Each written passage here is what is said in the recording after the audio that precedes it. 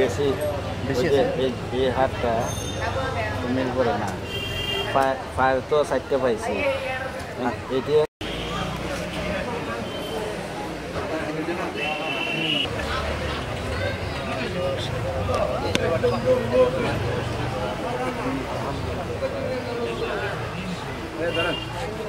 তো এই বিশেষ অভিযানের অংশ হিসেবে আমাদের ডিবির একটি টিম শহীদ এবং কামাল অতি পরিচিত আপনাদের সবার কাছে। তো শহীদ এবং কামাল এই চোরা লিমন নামে একজনকে ছোটরা থেকে গ্রেপ্তার করে, একটি অস্ত্রসহ রিভলভার এবং ম্যাগজিন গুলিসহ। তো তাকে জিজ্ঞাসাবাদের এক পর্যায়ে সে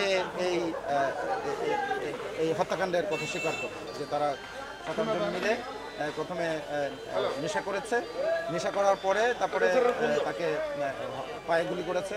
পরবর্তীতে তাকে পরিপূর্ণভাবে সে মৃত্যু নিশ্চিত হওয়ার পরে তাকে প্রথমে এখানে এই মাটিতে পুঁতে রেখেছে।